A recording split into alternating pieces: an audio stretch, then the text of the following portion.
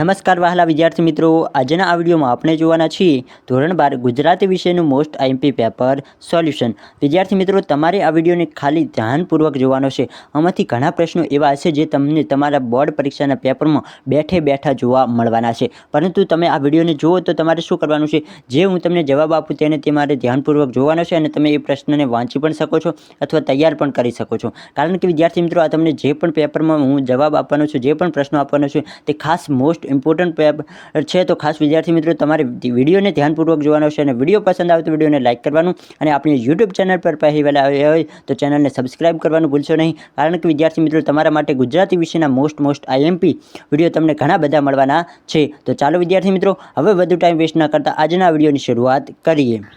તો વાત કરીએ વિભાગ એ, જેમાં નીચે આપેલા પ્રશ્નોમાં યોગ્ય વિકલ્પ પસંદ કરી શોધી જવાબ લખો। તો વિદ્યાર્થી મિત્રો, તેમાં તમારે જવાબ લખવાના રહેશે, જેમાં પ્રશ્ન 3 વિકલ્પો તમને પૂછવામાં આવતા હોય છે, એટલે 3 વિકલ્પના 1 ગુણ, એટલે 3 વિકલ્પના 3 ગુણ તમને મળશે। પરમેશ્વરને કઈ રીતે પામી શકાય છે? જવાબ આવડતો હોય તો ફટાફટ વિદ્યાર્થી મિત્રો કોમેન્ટ બોક્સમાં તમે લખી શકો છો, પરમેશ્વરને કઈ રીતે પામી શકાય છે। તો પરમેશ્વરને કઈ રીતે પામી શકાય? તો કે ભક્તિ દ્વારા। પછી છે રામબાણ કાવ્યના કવિ કોણ છે? તો રામબાણ કાવ્યના કવિ કોણ છે? તો કે ધના ભગત। ડાયાજનોને અબળા માટે શું ચુકાદો આપ્યો? તો કે ડાયાજનોએ જે અબળા નારી હતી તેને શું ચુકાદો આપ્યો? તો શું આપ્યો હતો? તો કે પથ્થર મારી નાખવાને। આગળ જોઈએ, નીચે આપેલા પ્રશ્નોમાં માંગ્યા મુજબ ઉત્તર લખો। તેમાં વિદ્યાર્થી મિત્રો પ્રશ્ન નંબર 4 છે કે ભાવના અબોલા કાવ્યનો સાહિત્ય પ્રકાર જણાવો। ખાસ વિદ્યાર્થી મિત્રો, તમારી અનુક્રમણિકા જરૂરથી વાંચી અને પાકી કરીને જવાની છે, જેમાંથી તમે પદ અને ગદ્યમાંથી 10 જેવા ગુણ મેળવી શકો છો। ઓછામાં ઓછા 6 ગુણ તો તમને પૂછાવાનું જ છે, 6 ગુણનું। તો ખાસ વિદ્યાર્થી મિત્રો, અનુક્રમણિકા ઉપર ભાર મૂકવું। તો ભાવના અબોલા કાવ્યનો સાહિત્ય પ્રકાર જણાવો, તો તેમાં શું આવશે? તો કે લોકગીત। છેલ્લું દર્શન કાવ્યના કવિનું નામ જણાવો, તો શું નામ છે? તો કે જયંત કોઠારી। પાણી કાવ્યના કવિનું નામ જણાવો, તો કે ઇન્દુલાલ ગાંધી। આગળ જોઈએ, નીચે આપેલા પ્રશ્નોના એક વાક્યમાં તમારે ઉત્તર લખવાના રહેશે। તેમાં પ્રશ્ન નંબર 7 છે કે દમયંતી પોતાના પિતા આગળ કઈ મૂંઝવણ રજૂ કરે છે? તો કે દમયંતી પોતાના પિતા આગળ મંડપમાં પોતાને 5 નળ દેખાતા હોય, સાચા નળને કઈ રીતે ઓળખવા એ મૂંઝવણ રજૂ કરે છે। ગોપી શું નિયમ લે છે? તો કે ગોપી શું નિયમ લે છે? તો કે ગોપી શ્યામ રંગની નજીક ન જવાનો નિયમ લે છે। નગરને અબુદ્ધ શા માટે કહેવામાં આવે છે? તો નગરને અબુદ્ધ શા માટે કહ્યું છે?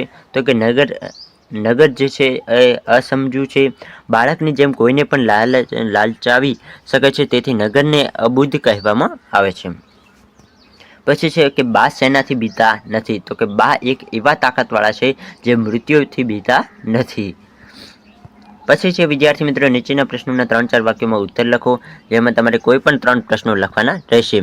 આમાં વિદ્યાર્થી મિત્રો, તમને દરેક પ્રશ્નના 2 ગુણ આપવામાં આવશે, તો ખાસ તમારે આ પણ પ્રશ્નો જોઈ લેવા। તો કે પરમાત્મા પૃથ્વી પર કયા કયા સ્વરૂપે રહેલા છે? તો પરમાત્મા કયા કયા સ્વરૂપે રહેલા છે? તો કે પરમાત્મા તાત્વિક દ્રષ્ટિએ એક જ છે, છતાં પૃથ્વી પર જુદા જુદા રૂપે અનંત ભાષે આપણા દેહમાં તે દેહ રૂપે, તત્વમાં તેજ રૂપે, શૂન્યમાં શબ્દ રૂપે, પૃથ્વી પર પવન, પાણી તેમજ ભૂમિ રૂપે અલગ અલગ દેખાતો પરમાત્મા એક જ તત્વ રૂપે વ્યાપી રહેલો છે। પછી છે પ્રશ્ન 12 કે પતિની વાતનો ઉર્મિલાએ શું જવાબ આપ્યો? તો શું જવાબ આવે છે? તો કે લક્ષ્મણ વનમાં જાય છે, તે વાત સાંભળી ઉર્મિલા સ્તબ્ધ થઈ જાય છે, તેને અત્યંત આઘાત લાગે છે, પરંતુ તે લક્ષ્મણ પોતાના મોટા ભાઈ અને ભાભીની સેવા કરવા માટે વનમાં સાથે જાય છે, તે સાંભળી તે સ્વસ્થ થઈ લક્ષ્મણને કહે છે કે વહાલા, તમે ધર્મનો વિચાર કરીને તમારા ભાઈની સેવા માટે જાઓ છો, તો આ સત્કાર્યમાં મારાથી અવરોધ કઈ રીતે ઊભો કરી શકાય? તમારા દુઃખમાં હું કઈ રીતે વધારો કરી શકું? તેમનું ઘણું કહેવાનું હોવા છતાં હું કંઈ જ નહીં કહું, તમારી સાથે આવવાની હઠ કરીને તમારી ચિંતામાં વધારો નહીં કરું, તેના કરતાં ઉત્તમ એ છે કે તમારો વિયોગ સહેતા ભલે મારું હૈયું ચીરાઈ જાય, તેવું ઉર્મિલા કહે છે। તો કે લક્ષ્મણને ઉર્મિલા આટલું કહે છે। તો તમે વિદ્યાર્થી મિત્રો, જો તમે આટલું લખો તો તમને 2 ગુણ રોકડિયા મળી શકે છે। હવે આગળ વાત કરીએ પ્રશ્ન નંબર 13 કે શક્યતાના દ્વાર ખખડાવવા એટલે શું? તો કે શક્યતાના દ્વાર ખખડાવવાથી કવિ કોઈ કાર્ય પૂર્ણ કરવા માટેની બધી શક્યતાઓ તપાસી લેવા માંગે છે, કોઈ અશક્ય કે મુશ્કેલ કાર્ય નહીં થાય એમ વિચારી હાર માની લેવાને બદલે કેટલી શક્ય રીતે થઈ શકે તે તપાસી લેવું જોઈએ. તો કે કવિ અહીં કહેવા માંગે છે કે કોઈ પણ કાર્યને કેટલી રીતે તે થઈ શકે છે તેને ચકાસવું જરૂર છે. તમે કોઈ પણ કાર્યને કરતા હોય ત્યારે એક બાજુથી તમને અસફળતા મળે તો તમારે તેને બીજી કઈ રીતે તમે કરી શકો છો તે તમે જોવું જોઈએ. તો એટલે કે કવિ એવું કહેવા માંગે છે તમારે કોઈ પણ કાર્યમાં હાર ના માનવી જોઈએ જ્યાં સુધી તમને એવું લાગે કે આમાં આ રીતે આ રીતે પણ કાર્ય થઈ શકે છે, એવું કવિ કહેવા માંગે છે. તો કે આ માટે કવિ પથ્થરનું ઉદાહરણ આપે છે. પથ્થર એક નિર્જીવ વસ્તુ છે, તેમ છતાં તેને બોલાવી જોવાનું કવિ કહે છે કે એટલે કે અશક્ય લાગતી શક્યતા પણ એકવાર તપાસી લેવી જોઈએ એમ કવિ કહેવા માંગે છે. તો કે કવિ કહે છે કે એકવાર પથ્થરને પણ બોલાવી જુઓ, કદાચ તે બોલી જાય તો. એટલે કે અશક્ય વસ્તુને પણ એકવાર શક્ય બનાવવાનો પ્રયત્ન કરો, કદાચ તે શક્ય બની જાય તો, એવું કવિ કહેવા માંગે છે. પછી છે બા આખા કુટુંબનો ખ્યાલ કેવી રીતે રાખતા હતા. તો કે બા સમગ્ર કુટુંબનો ખ્યાલ રાખતા હતા. કુટુંબના તમામ સભ્યોને સુખડીમાં ઘી રેડીને ખવડાવતા હતા. તો કે બા એક એવા વ્યક્તિ હતા જે દરેક લોકોની સેવા કરતા હતા. દરેક જે ઘરમાં લોકો હતા તેમને દરેકને સુખડીમાં ઘી રેડીને ખવડાવતા હતા. સૌને ઉડવાનું બળ આપી પછી ઉડવાનું એટલે કે પગભર થવાનું શીખવતા હતા. આમ આ રીતે બા સૌને સ્વાવલંબનનો પાઠ શીખવતા હતા. તો કે બાપ બીજાને કઈ રીતે પગભર થવું, જે એમના કુટુંબીજનો હતા, તેમના દીકરાઓ, તેમને જે સંપૂર્ણ પરિવાર હતો તેમને પગભર કઈ રીતે થવું એટલે કે પોતાની જાતે કઈ રીતે દરેક કાર્ય કરવું, પોતાની જાતે કઈ રીતે પોતાનું જે ઘર ગુજાન ચલાવવું તે શીખવતા હતા. એમ આ રીતે બા પોતાનો કુટુંબનો ખ્યાલ રાખતા હતા. હવે જોઈએ વિદ્યાર્થી મિત્રો, નીચેના પ્રશ્નોના સવિસ્તર ઉત્તર લખો. તેમાં તમારે કોઈ પણ એક પ્રશ્ન લખવાનો છે અને તેમાં તમને 4 ગુણ એક પ્રશ્નના મળશે. તો આમાં વિદ્યાર્થી મિત્રો તમને 2 પ્રશ્નો પૂછવામાં આવશે, પરંતુ તમારે કોઈ પણ એક પ્રશ્નનો સાચો જવાબ લખવાનો રહેશે. તો વાત કરીએ કે 15મો પ્રશ્ન છે કે નાયિકાએ પતિને મનાવવા શા પ્રયત્નો કર્યા અને તેનું શું પરિણામ આવ્યું. તો કે નાયિકાનો પતિ તેનાથી નારાજ થઈ ગયો છે. તેને મનાવવા માટે નાયિકા આ પ્રમાણે પ્રયત્નો કરે છે. શું પ્રયત્નો કરે? તો કે નાયિકાએ ડુંગર ખોદીને રહેવા માટે ખાસ ઘર તૈયાર કર્યું છે અને તેમાં કાચના બારણા જડ્યા છે. નાયિકાએ અગર ચંદનના ચૂલા બનાવી તેમાં ટોપરાના બળતણ ભર્યા છે. ખીર બનાવવાના દૂધના આંધણ મૂકી તેમાં 1 શેર જેટલા ચોખા ઓર્યા છે. આ બધા પ્રયત્નો કર્યા પછી પણ નાયિકાને પતિ માનતો નથી અને નાયિકા સાથે બોલતો નથી. આથી નાયિકા નિરાશ થઈ મૂંઝાઈ જાય છે અને આ સમસ્યાના ઉકેલ માટે પોતાના પિયરમાં દાદાને સંદેશો મોકલે છે. તો કે નાયિકા જે છે તે ઘણા બધા પ્રયત્નો કરે છે, તેમ છતાં તેનો પતિ નથી માનતો. ત્યારબાદ તે પોતાના દાદા જે પિયરમાં રહે છે તેમને સંદેશો મોકલે છે અને તેમના દાદાને જણાવે છે કે હવે મારે મારા પતિને કઈ રીતે મનાવવું. હવે આગળ વાત કરીએ પ્રશ્ન 15 કે કાવ્યના આધારે ઉર્મિલાનું ચરિત્ર ચિત્રણ કરો. તો કે ઉર્મિલા જે કાવ્ય છે તેના આધારે ઉર્મિલાનું ચરિત્ર ચિત્રણ કરવાનું છે. તો કે લક્ષ્મણ રામ અને સીતા સાથે વનમાં જાય છે. સમાચાર સાંભળી ઉર્મિલા બહાવરી બની જાય છે. તે સ્તબ્ધ થઈ લાકડાની પૂતળી જેવી થઈ જાય છે. લક્ષ્મણને દૂરથી વનના વસ્ત્રોમાં સજ્જ થઈ આવતા જોઈ ઉર્મિલાનું હૈયું ચીરાઈ જાય છે. લક્ષ્મણ પોતાના ભાઈ અને ભાભીની સેવા કરવા માટે તેમની સાથે વનમાં જાય છે.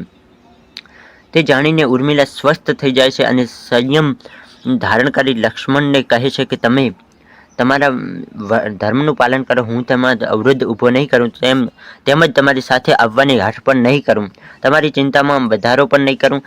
રાજવધુ તરીકે તે પોતાની જવાબદારીઓને સમજે છે અને સ્વીકારે છે. તેનામાં પણ કુટુંબ સુખની ભાવના રહેલી છે. આગળ કહે છે કે તે પત્ની તરીકે પોતાના પતિ લક્ષ્મણને વનમાં જતા રોકી શકી હોત, પરંતુ તે સંયમ રાખીને લક્ષ્મણને અનુમતિ આપે છે. તો કે પત્ની હોવાના નાતે તે પોતાના જે પતિ છે લક્ષ્મણને તે વનમાં જતા રોકી શકત, પરંતુ તે રોકતી નથી. તેને ત્યાગની મૂર્તિ તરીકે દર્શાવવામાં આવે છે. ઉર્મિલાની મનસ્થિતિને લક્ષ્મણ એક શૂરવીર યોદ્ધા સાથે સરખાવે છે. તો કે લક્ષ્મણને એવું હતું કે મને રોકી લે છે, પરંતુ જે ઉર્મિલા છે તે તેમને રોકતી નથી. ત્યારે તે લક્ષ્મણ એવું માને છે કે આ શૂરવીર યોદ્ધા છે. ઉર્મિલા એક શૂરવીર યોદ્ધા છે. ઉર્મિલા લક્ષ્મણને સંયમપૂર્વક વિદાય આપે છે અને લક્ષ્મણના પીઠ ફરતા જ તે મૂર્છિત પડી જાય છે. ઉર્મિલા એક બહાદુર સંયમી કૌટુંબ વત્સલ વિદ્યાર્થી તો કૌટુંબ વત્સલ, ધૈર્યવાન અને સમજુ અને પ્રેમાળ નારી તરીકે ચિત્રિત થયેલ છે. આમ ઉર્મિલાના ઉચ્ચ ચરિત્ર આગળ નતમસ્તક થવાનું મન થાય એટલું ઉમદા તેનું ચરિત્ર ચિત્રણ થયેલું છે. તો કે વિદ્યાર્થી મિત્રો વિભાગ બી માં તમને શું જોવા મળશે? તો કે વિભાગ બી માં તમને ગદ્ય આધારિત પ્રશ્નો જોવા મળશે. જ્યારે વિભાગ એ માં તમને શું જોવા મળે? તો કે પદ્ય આધારિત પ્રશ્નો જોવા મળતા હોય છે. તો આ તમારે ખાસ યાદ રાખવાનું છે. હવે વાત કરીએ નીચે આપેલા પ્રશ્નોના યોગ્ય વિકલ્પ પસંદ કરી જવાબ લખો, જેમાં તમને 3 ગુણના 3 વિકલ્પો આપવામાં આવશે. તેમાં વિદ્યાર્થી મિત્રો પ્રશ્ન નંબર 1 છે કે વિનોબા ભાવેના જીવન પ્રસંગોનું કયા નામે સંકલન થયેલું છે? જવાબ આવડતો હોય તો ફટાફટ વિદ્યાર્થી મિત્રો કોમેન્ટ બોક્સમાં લખી શકો છો. શું જવાબ આવશે? તો કે વિનોબા ભાવેના જીવન પ્રસંગોનું કયા નામે સંકલન થયેલું છે? તો કે અહિંસાની ખોજ નામના સંકલન થયેલું છે.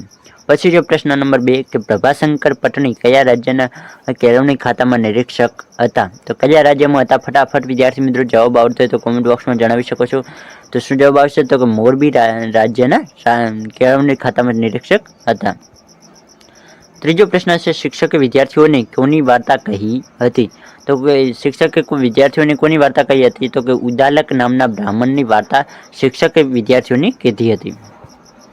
હવે જોઈએ વિદ્યાર્થી મિત્રો નીચે આપેલા પ્રશ્નોના માગ્યા મુજબ ઉત્તર લખવાના રહેશે, જેમાં તમને અનુક્રમણિકામાંથી 3 પ્રશ્નો પૂછવામાં આવશે.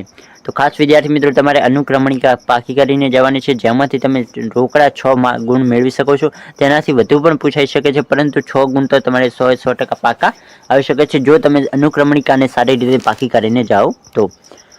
તો તેમાં વિદ્યાર્થી મિત્રો પ્રશ્ન 4 છે કે ઉછીનું માંગનારો પાઠનો સાહિત્ય પ્રકાર જણાવો. ફટાફટ જવાબ આવતો હોય તો તમે કોમેન્ટ બોક્સમાં લખી શકો છો. હાસ્ય નિબંધ તેનો જવાબ આવશે. મહાત્માના માણસ પાઠના લેખકનું નામ જણાવો. તો શું છે? તો કે ધીરુબેન પટેલ જે છે તે મહાત્માના માણસ પાઠના લેખક છે. પ્રશ્ન નંબર 6 છે કે શરત પાઠનો સાહિત્ય પ્રકાર જણાવો. તો તેમાં જવાબ આવશે નવલિકા. તો વિદ્યાર્થી મિત્રો આગળ વધીએ તે પહેલાં ખાસ જણાવી દઉં કે જો તમારે આ સંપૂર્ણ આઈએમપી પેપર સોલ્યુશનના દરેક જે પણ આઈએમપી પેપર સોલ્યુશન હું મોકલું તેના તમારે પીડીએફ જોઈતી હોય તો આ વિડીયોના ડિસ્ક્રિપ્શન બોક્સમાં લિંક આપી દઈશ. ત્યાંથી તમે સંપૂર્ણ પેપર સોલ્યુશનને વાંચી શકો છો, પીડીએફ સ્વરૂપે દેખી શકો છો અને તમારી તૈયારીની સારી રીતે કરી શકો છો. તો હવે છે નીચે આવેલા પ્રશ્નોના એક વાક્યમાં ઉત્તર લખવાના, જે તમને 4 ગુણમાં 4 પ્રશ્નો પૂછવામાં આવશે. દરેક પ્રશ્નમાં 1 ગુણ મળશે. ભોજાએ રહેઠાણમાં શું બનાવ્યું હતું? ખાસ મોસ્ટ ઇમ્પોર્ટન્ટ પ્રશ્ન છે વિદ્યાર્થી મિત્રો. ભોજાએ રહેઠાણમાં શું બનાવ્યું હતું? તો કે કૂબો બનાવ્યો હતો. બોર્ડમાં પૂછાઈ ગયેલો પ્રશ્ન છે વિદ્યાર્થી મિત્રો, ઘણીવાર બોર્ડમાં આવી ગયો છે, તો ખાસ તમારે તેના ઉપર ભાર મૂકવાનું છે. લેખિકાએ અમરનાથ યાત્રા શેના દ્વારા કરી હતી? તો કે લેખિકાએ અમરનાથ યાત્રા સરસ પાણીદાર ઘોડા દ્વારા કરી હતી. અને એક મોસ્ટ ઇમ્પોર્ટન્ટ પ્રશ્ન બીજો પણ આવે છે કે જે અમરનાથની યાત્રા છે તે કયા મહિનામાં સારી કહેવાય? તો કયા મહિનામાં કરી શકાય એવું કંઈક આવે છે, તો એ પ્રશ્ન પણ ખાસ ઇમ્પોર્ટન્ટ છે. જો તમને એનો જવાબ આવડતો તો ફટાફટ કોમેન્ટ બોક્સમાં લખી શકો છો.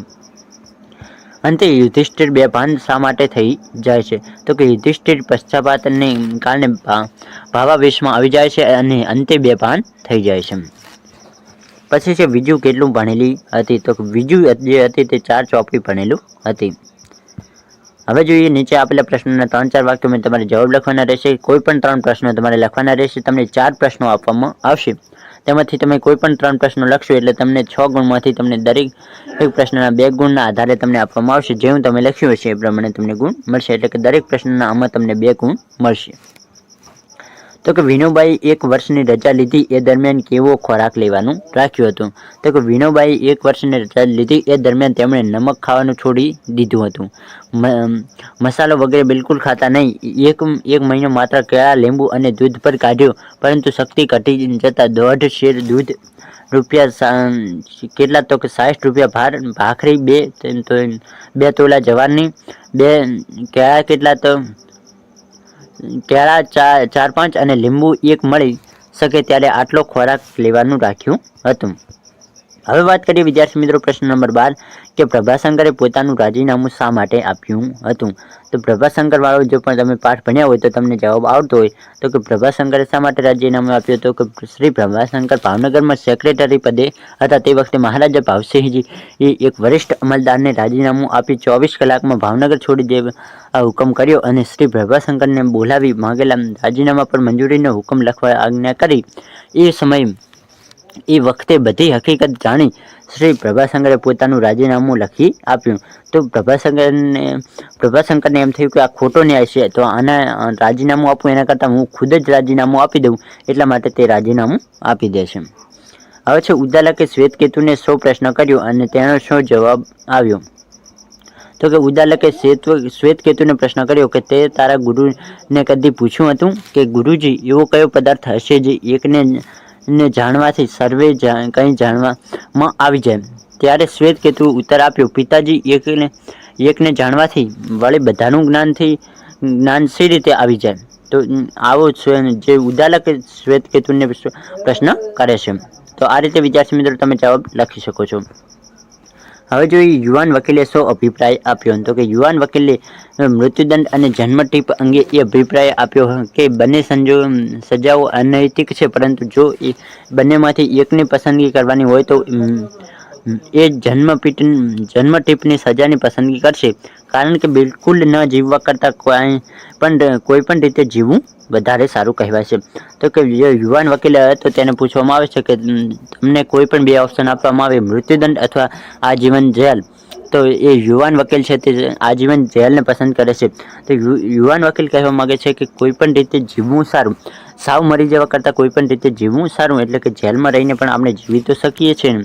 એટલે યુવાન વકીલ એ પોતે એ વિકલ્પ ચૂને છે. તમે શું વિકલ્પ ચૂનો? જલ્દી કોમેન્ટમાં લખજો કે તમને જો કોઈ પણ બે ઓપ્શન આપવામાં આવે કે મૃત્યુદંડ અથવા જન્મટીપ, તમે જે પણ વિદ્યાર્થીઓ આ વિડીયો જોઈ રહ્યા છે તમને ઓપ્શન આપવામાં આવે તો તમે શું કયો વિકલ્પ ચૂનો તે જરૂરથી કોમેન્ટ બોક્સમાં લખજો. હવે જોઈએ નીચેના પ્રશ્નોના સવિસ્તર ઉત્તર લખો. કોઈ પણ એક પ્રશ્નનો તમારે જવાબ લખવાનો રહેશે. 4 ગુણના તમને અહીં પ્રશ્નો જોવા મળશે અને 4 ગુણ તમને એક પ્રશ્ન લખશો એટલે 4 ગુણ તમને રોકડિયા મળી જશે. અહીં 2 પ્રશ્નો પૂછવામાં આવશે, તેમાંથી તમારે કોઈ પણ એક પ્રશ્ન લખવાનો રહેશે. યુધિષ્ઠિર યુદ્ધ વિષાદ નાટકના કથાવસ્તુને તમારા શબ્દોમાં આલેખો. તો કે કૌરવ અને પાંડવો વચ્ચેનું યુદ્ધ કુરુક્ષેત્રમાં પૂરું થઈ ગયું છે અને પાંડવો વિજય બન્યા છે. તે યુદ્ધમાં કૌરવ મૃત્યુ પામ્યા છે. કૌરવની ઉત્તર ક્રિયા કરીને પાંડવો બેઠા છે. બધા પાંડવોમાં યુધિષ્ઠિર સૌથી વધારે દુઃખી છે. તેનું મન અત્યંત વિષાદમાં છે. યુદ્ધમાં પોતાના સ્વજનોને ગુમાવવાનું દુઃખ વ્યથિત કરી રહ્યું છે. તેઓ અત્યંત નિરાશાભરી વાતો કરી રહ્યા છે. શ્રી કૃષ્ણ, નારદજી, વ્યાસજી અને અન્ય પાંડવો તેમને સમજાવવા માટે પ્રયત્નો કરે છે. દ્રૌપદી પણ ભરી સભામાં પોતાનું જે અપમાન થયું હતું તેની યાદ અપાવી યુધિષ્ઠિરને સમજાવવાનો પ્રયત્ન કરે છે. શ્રી કૃષ્ણ પણ તેમને ભૂતકાળ ભૂલી પાસે આવી રહેલા ભવિષ્યને અપનાવવા માટે કહે છે. આ તરફ યુધિષ્ઠિર દ્રૌપદીને કહે છે કે તેને ફક્ત તેનું પોતાનું દુઃખ જ દેખાય છે. હસ્તિનાપુરની હજારો સ્ત્રીઓ કે જેને પોતાના પતિ, પુત્ર કે ભાઈ જે ગુમાવ્યા છે તેનું આક્રંદ શા માટે સંભળાતું નથી? તેમને એમ લાગે છે કે મારા એક માટે કેટલીય સ્ત્રીઓ વિધવા બની ગઈ છે. તો કે યુધિષ્ઠિર યુદ્ધ તો જીતી જાય છે, પરંતુ તેમને અંતે બહુ જ દુઃખ લાગે છે. તેમને એમ થાય છે કે આના કારણે આ યુદ્ધમાં કેટલા માસૂમ લોકો મરી ગયા છે, એટલા માટે તે ખૂબ જ પોતે દુઃખ અનુભવે છે. એમ તમે આ રીતે પ્રશ્નોને સંપૂર્ણ રીતે જવાબ લખી શકો છો. હવે છે ખીજડીએ ટેકરે પાઠના શીર્ષકની યથાર્થતા ચર્ચો. તો કે ખીજડીએ ટેકરે પાઠમાં એ નાના ટેકરાનો ઉપયોગ નાના મૃત બાળકોને દાટવા માટે થતો હતો. તેની જમીન બહુ કઠણ ન હોવાથી સાદી નાની કોસ વડે પણ તેનું ખોદકામ એકલે હાથે થઈ જતું હતું. ભોજાના નાના બાળકોના અંગને ઢાંકવા માટે પણ કપડાં ન હતા. ખાતર પાડવામાં પાવર ધરાવતા ભોજાએ પોતાના ગામના પોસ્ટ માસ્ટરના મૃત બાળકની કબર ખોદી તે બાળકના અંગ પરથી કપડાં ચોરી લેવાનો વિચાર કર્યો.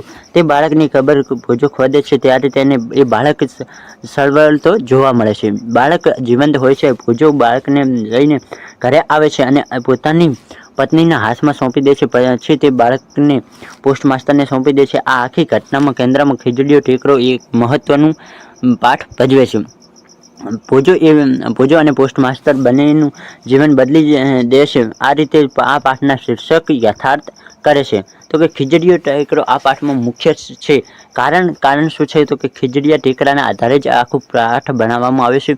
એક બાજુ ભોજાને બહુ જ દુઃખ હોય છે, બીજી તરફ પોસ્ટ માસ્ટરને પોતાને તે એક પણ દીકરો હોતો નથી. એ પણ એક દીકરો જન્મ થાય છે, તે પણ મૃત્યુ પામી જાય છે. ત્યારબાદ જે ભોજો જે પોતાના બાળકો માટે કપડાં લેવા માટે જાય છે, પોસ્ટ માસ્ટરના જે મળી ગયેલું બાળક હોય છે તેમાંથી કપડાં લેવા જાય ત્યારે એ બાળક જીવતું નીકળે છે. ત્યારે એ બાળકને પાછું પોસ્ટ માસ્ટરને આપે છે, ત્યારે પોસ્ટ માસ્ટર ખુદ ભોજાના બાળકોને કપડાં આપે છે. તો આમાં જે ખીજડીયો ટેકરો છે તે મુખ્ય શીર્ષક બની શકે છે. તો વિદ્યાર્થી મિત્રો, આઈ હોપ તમને આજનો વિડીયો પસંદ આવે છે. વિડીયો પસંદ આવે તો વિડીયોને લાઈક કરો, આપણે યુટ્યુબ ચેનલને જરૂરથી સબસ્ક્રાઈબ કરો, કારણ કે આવા જ અવનવા વિડીયો આપણી ચેનલ ઉપર આવવાના છે. હજી તો ઘણા બધા પેપર સોલ્યુશનના વિડીયો આવવાના છે, તો જરૂરથી ચેનલને સબસ્ક્રાઈબ કરીને રાખજો.